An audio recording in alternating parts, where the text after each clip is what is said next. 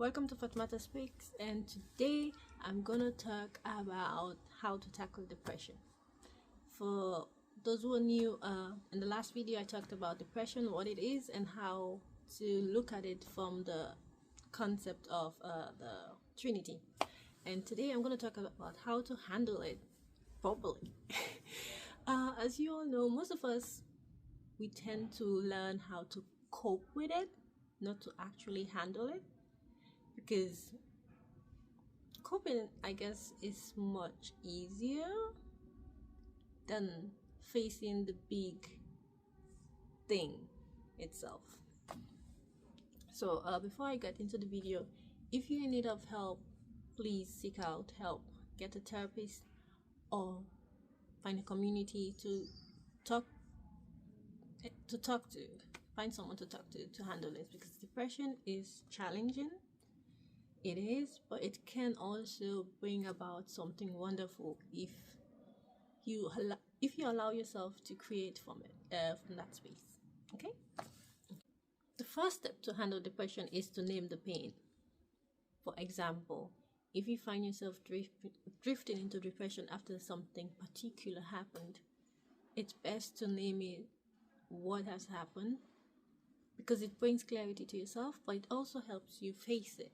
Because in my experience, I noticed that once you give it a name, and you don't run away from it, you look at it, the thing exposes all its colors, all of it.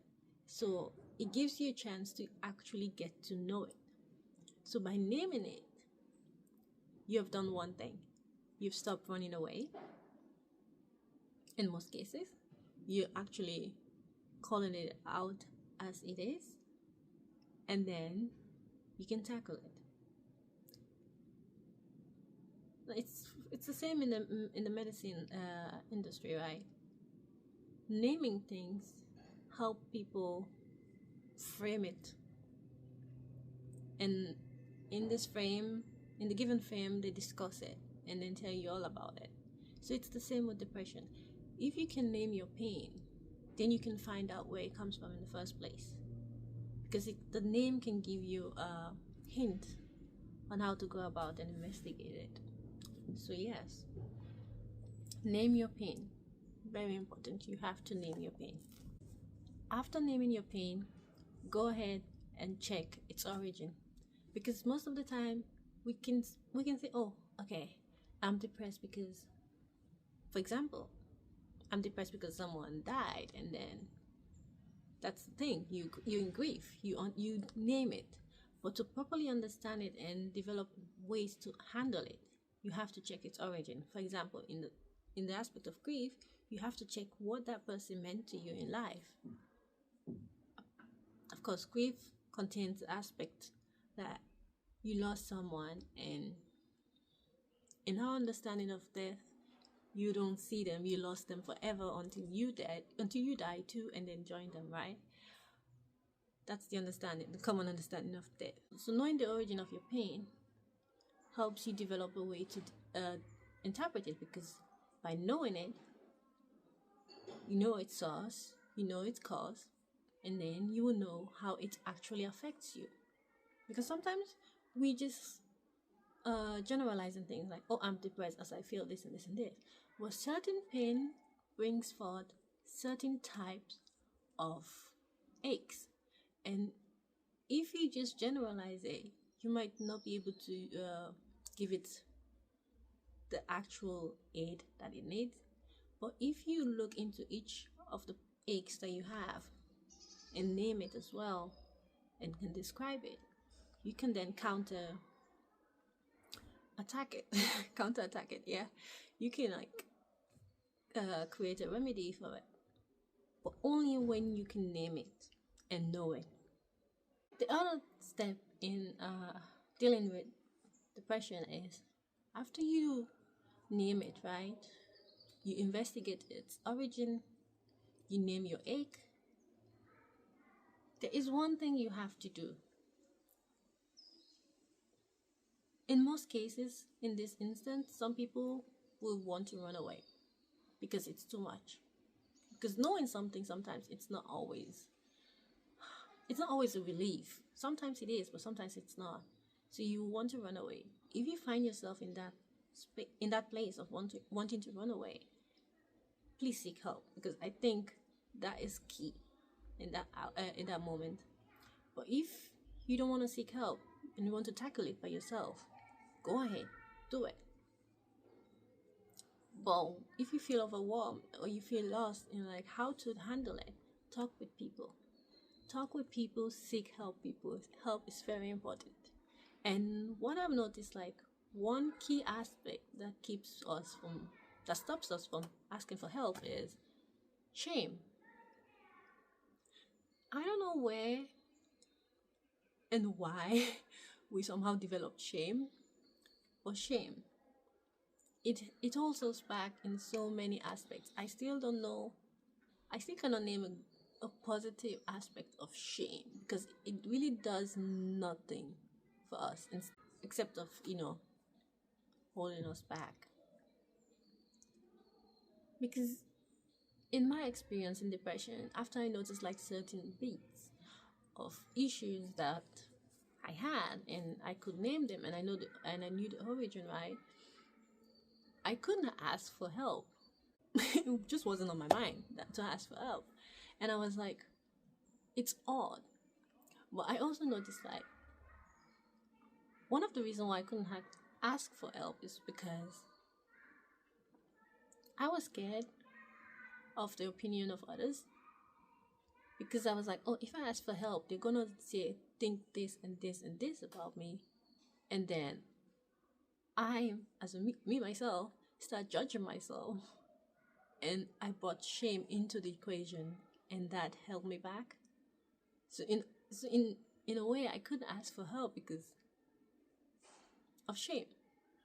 And I think that applies to many of us. We most of the time we cannot come out to people and say certain things because we're scared of the judgment that they will place on us. And the funny thing is, of course, there are indicators in our interaction that tells us how that person will react will react when we tell them certain things.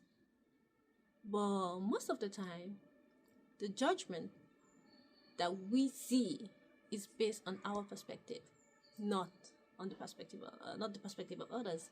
It's ours. So basically, we are the ones shaming ourselves in the first place before anyone else get to do that. That's one.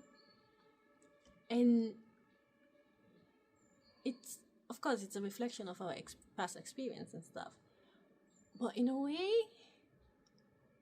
it also reflects the society we live in. That something can be shamed instead of being understood and help being offered.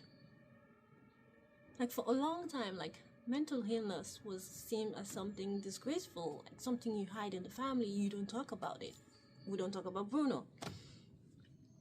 But the actuality of it is, people should just try to understand it. Like in some societies, up to today, if you tell someone that you're in therapy, they will give you a certain type of look, like, oh, you don't have it together. And that's odd, because we go see the doctor when we're sick, when we have a headache, a stomachache. So when our soul is crying for help, why is it so odd for us to go out and actually get that help without judgment? It doesn't make much sense, to be honest. But somehow our society has created this bubble and we're all living in it. Some of us are breaking it down. But imagine you have to fight against depression, right? And you already have this heavy thing on your shoulder. And now you also have to face the judgment of others. It's a lot for one person to carry, I'm not gonna lie. So not only like the ones who are suffering from depression, but the others around us. We need to stop putting shame into equation, because it has no place in that. We have to understand the things, not shame people for having them in the first place. So when you're in the process of tackling your depression, you're tackling your issue, don't judge yourself. Don't judge yourself. Don't judge yourself. Don't shame yourself, because It's not your fault that things happen. Things happen. It's just the way life is constructed. So don't do it. Don't judge yourself. Don't shame yourself. But give yourself the necessary help needed so that you can get out of it. Because you deserve to live life without having to stop every single step to breathe and tell yourself to breathe. That's not the way we were constructed to live. We constructed to live life. Sure, there are going to be dark moments, obviously, but there are going to be more light moments. And sometimes the society or the space we find ourselves in is like, it's really hard for us to see the positive. Because wherever you turn, it's just, the negative is just so loud. But one thing I've realized is that there's still good in this world. There's like lots of goodness in this world, to be honest. The negativity is just screaming, that's all. Like a little child screaming. But there's actually more around than the scream. So if you can find the energy, the might, the power to just change your perspective from the noisy aspect to the other sounds that are around you, you get to see that life is beautiful. And also you get to see that you are beautiful. And that the thing that is happening to you that is causing you to feel depressed is just a thing. And it's something you can overcome without having to, reach out for drugs. Drugs in this case, I mean like those big baddies. But sometimes if you need to take drugs, medical drugs, go see a doctor. Seek help if that's what you need. Because sometimes you cannot fight it all by yourself. We are not meant to be doing everything all by ourselves in the first place. I don't know why we are so hyper independent these days. But we're not meant to do that. So seek help when you need help. And I'm going to make another video, and then I'm going to talk about how to deal with depression on a daily basis, how to cope with it while tackling the big issues. Yeah, I'm going to do that. Yeah.